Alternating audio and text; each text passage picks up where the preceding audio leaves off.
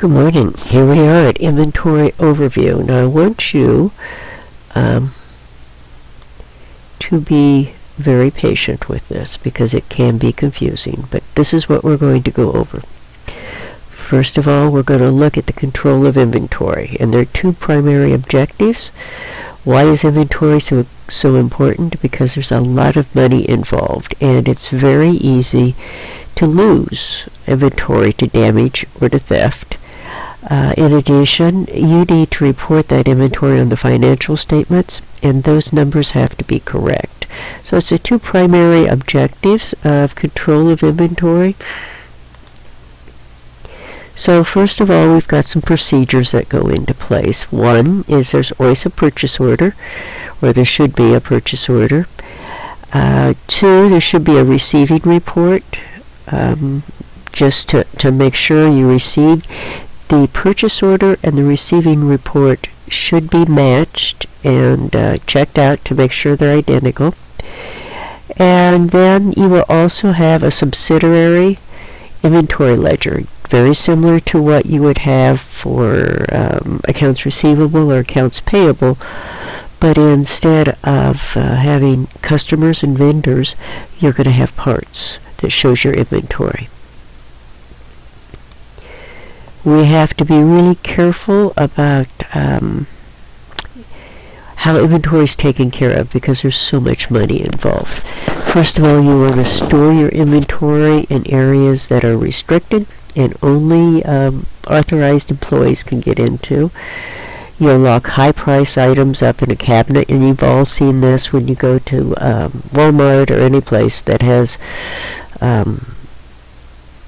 tablets or things of this nature. They're locked up. And then there's a lot of security around. There's usually two-way mirrors, there's cameras, there's security tags, there's all kinds of things that are put into place to protect that inventory. And finally, you will always take a physical inventory. Usually most companies take that once or twice a year and then compare it to what's on the books to make sure everything's accurate and just to make sure you don't have leakage, so to speak. We're going to look at the way inventory costs flow. Okay, there are three ways to keep track of your inventory. You can do a first in, first out, and that literally is what this picture shows. It goes in the top and the goods sold go out the bottom. You can do what is called a last in, first out, which means the first items that you buy, as far as costing is concerned, never really get out unless you empty out the entire inventory. So if I buy an item for $10 to begin with, and it's at the bottom layer, and then I buy an item for $15, and I sell one item, the one item, the very last item I bought, that $15 item is what my cost of goods sold will be. So you're continually taking off the top.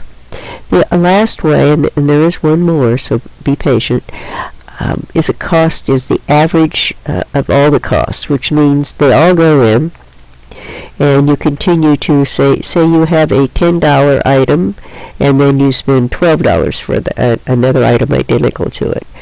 The cost of that next item that you sell would be 10 plus 12 divided by 2, which would give you an $11 per item cost. And so everything just keeps getting averaged throughout that. Three ways of looking at it. All three ways are valid. It just depends on how the company wants to value the inventory. The very last way that you can do it is called specific identification, and many car dealers will do this. Jewelry stores, high dollar items where things are unique, so they'll have a specific ID tag. So what we're going to look at in the coming few videos is first in, first out, and that's where the first units purchased are assumed to be the first ones sold. Now whether that's physically true or not is a totally different story, but that's how the costing goes. Same thing with last in, first out. First item in, the cost-wise is not used for the costing. It's the last item that was in there. And then weighted average, where you take all of the costs and add them together and find an average for them. So that's what we're going to be talking about this week. It can be confusing, so be very patient, as I said. Thank you.